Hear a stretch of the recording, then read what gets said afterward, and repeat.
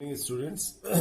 In our previous lecture, we have done up till here dispute resolution machinery. ये ज़्यादा detail में नहीं करना था, but even then I have explained all of these workers participation management, workers joint management committee, shop council, CB, tripartite, code of discipline. All these have. The only thing that you have to do is to go through my video lectures. Each and every point, every line has been explained over there.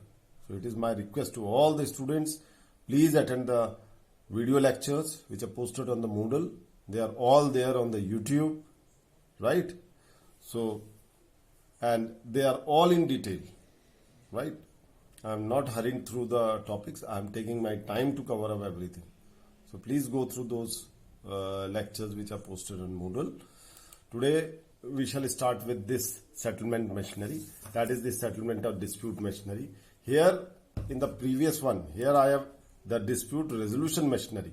So it talks about the containment of the this is the inner mechanism to contain the dispute between the workers, their union on one side, or the management or the employers on the other side.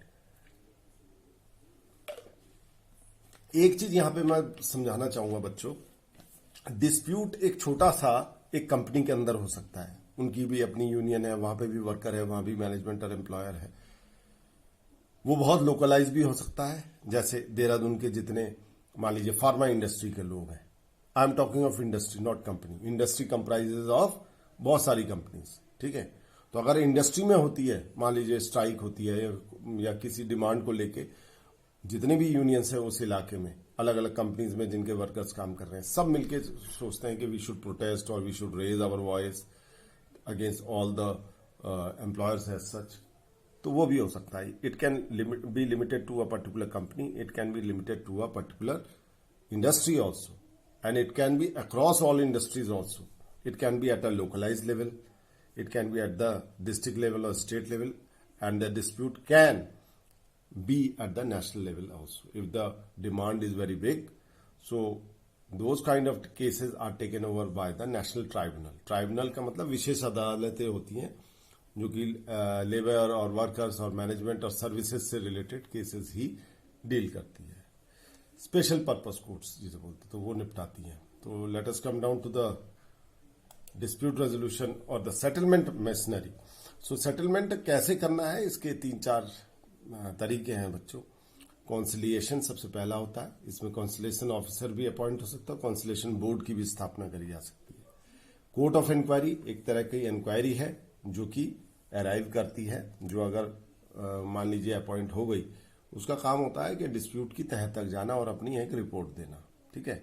और वो court के द्वारा संचालित होती है. It is guided by the court itself. उसकी inquiry report court में submit होती है और फिर फैसला दिया जाता है.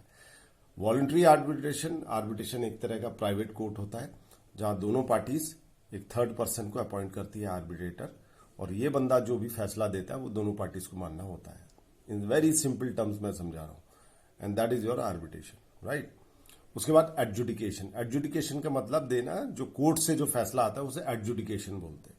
What ever decision is given by the court that is called as adjudication. तो इसमें 3 लेवल्स हैं.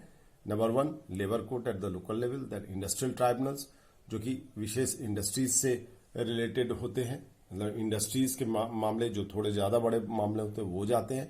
और नेशनल ट्राइब्यूनल अल्टीमेटली होता है, वो इश्यूज जाते हैं जो बहुत बड़े होते हैं और नेशनल इंपॉर्टेंस के होते हैं, अक्रॉस द इंडस्ट्रीज होती हैं, जिसमें हजारों कंपनीज इन्वॉल्व हो सकती हैं. और इस तरह के नेशनल इश्यूज को, यानी कि जो बड़े मैटर, खाली नेशनल इश्यूज नहीं, जो मैटर बहुत बड़े होते हैं वो नेशनल ट्राइब्यूनल का जुडिक्शन होता है. So let us begin with conciliation.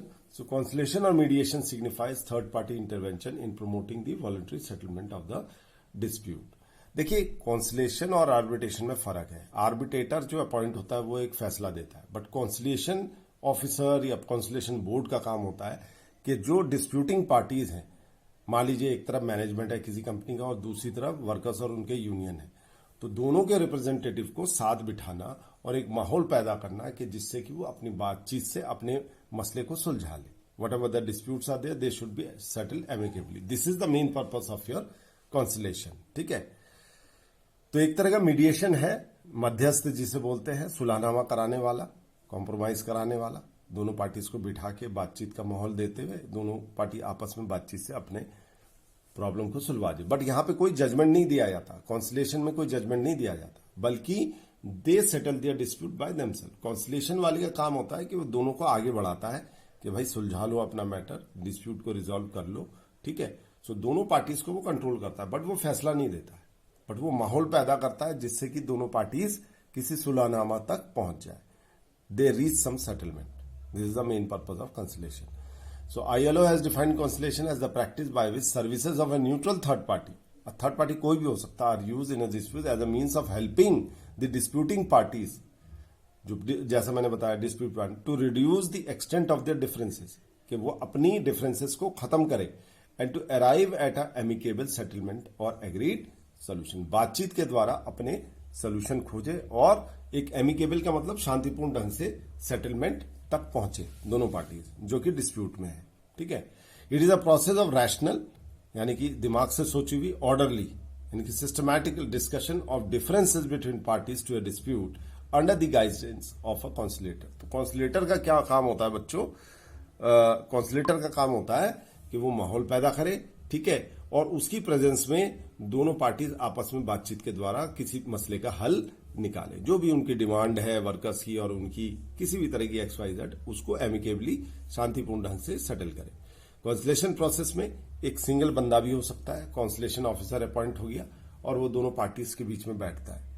दूसरा होता है, मान लो बड़े मसले हैं तो एक से ज्यादा लोग भी हो सकते हैं, that is called as board of conciliation. जैसे 3-4 जने बोर्ड ऑफ कॉन्सिलेशन में आ गए, बड़े मुद्दे हैं, काफी लोग इधर से है, लेबर एंड वर्कर्स यूनियंस की तरफ से हैं, काफी लोग मैनेजमेंट की तरफ से है, तब बोर्ड ऑफ कॉन्सिलेशन होती है। कोर्ट ऑफ इंक्वायरी क्या होती है कि कोर्ट अपने आदेश के द्वारा किसी मसले का हल ढूंढने के लिए इंक्वायरी करती है कि भाई तथ्यों का पता लगाइए कि दोनों पार्टीज का झगड़ा आखिर है क्या, और उसके बेसिस पे कोर्ट अपना फैसला देती है। तो कोर्ट जो अपॉइंट करती है इंक्वायरी को, उसे हम कोर्ट ऑफ इंक्वायरी कहते हैं। तहकीकात करती है, वो रिपोर्ट कोर्ट को सबमिट करी जाती है, उसके बाद उसका फैसला कोर्ट देती है, ठीक है। Now arbitration, I have already told you, arbitrator is a person who is appointed by the consent of both the party. जो भी पार्टीज हो, ठीक है, उन पार्टीज के द्वारा एक कॉमन पर्सन को आर्बिट्रेटर बनाया जाता है कि भाई हम दोनों ने मिलकर इसको एक जज अपॉइंट कर दिया, एक थर्ड पर्सन को। अब ये जो फैसला देगा वो दोनों को मानना पड़ेगा। वॉलंटरी की मतलब अपने खुद से, अपनी खुद की मर्जी से। कॉन्सिलेशन में कोई फैसला नहीं देता है, कॉन्सिलेटर या कॉन्सिलेशन बोर्ड खाली वो माहौल पैदा करती है, दोनों पार्टीज को सामने सामने बिठाती है और दोनों को बातचीत के द्वारा हल ढूंढने के लिए कहती है। आर्बिट्रेटर एक जज की तरह एक्ट करता है, ये डिफरेंट है, और वो जो फैसला देता है वो दोनों पार्टीज को मानना पड़ता है। So voluntary arbitration become popular as a method of settling dispute between workers and management with the advocacy of Mahatma Gandhi, who had applied it very successful in textile industry of Ahmedabad. Mahatma Gandhi आप खुद जानते हैं, he was a lawyer himself, तो उन्होंने इस चीज की वकालत बहुत करी थी कि भाई आर्बिट्रेशन के द्वारा, rather than going to the court, better है कि एक आर्बिट्रेशन के प्रोसेस के द्वारा किसी व्यक्ति को आर्बिट्रेटर नियुक्त करते हुए अपने मसले का हल निकालना by the process of arbitration. और इस प्रोसेस को, ये जो थर्ड पार्टी जिसको हम अपॉइंट करते हैं और वो जो फैसला देता है, उसी को हम आर्बिट्रेशन कहते हैं। However, voluntary arbitration was lent legal identity only in 56 when Industrial Dispute Act 47 was amended to include a provision relating to it.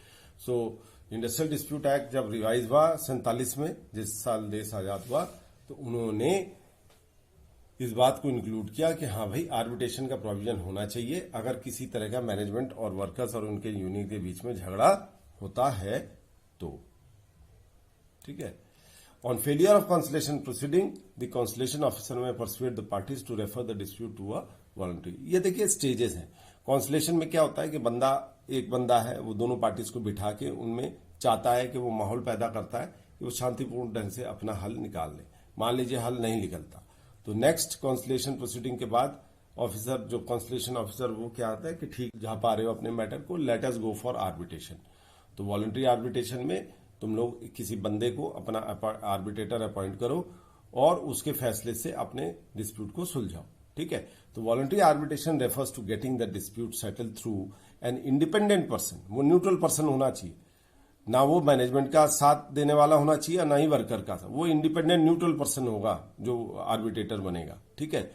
तो independent person chosen by the parties involve mutually and voluntary, दोनों parties उस arbitrator जो कि जज बनता है उसको mutually आपस की सहमति से और खुद की मर्जी से उसको नियुक्त करती है, किसी का जोर जबरदस्ती दबाव नहीं होता, तो दोनों के रजामंदी से उसको अपॉइंट किया जाता है उस बंदे को। Next is next is national commission on labour, ये 1969 में आया था। Identified following causes for the failure of voluntary arbitration, ये कुछ कारण थे कि वॉलंटरी आर्बिट्रेशन क्यों फेलियर हुआ। Lack of arbitrator who command the confidence of the parties of the dispute, यानी कि बंदा जो आर्बिट्रेटर अपॉइंट हो रहा है वो उस पर दोनों पार्टीज का उतना विश्वास नहीं है, भले ही उन्होंने अपॉइंट क्यों ना किया हो। Law provide no appeal against the award given by the arbitrator, ये भी एक बात है कि भाई कोई अपील ही नहीं हो सकती, जो उसने फैसला दे दिया वही दोनों को मानना पड़ेगा।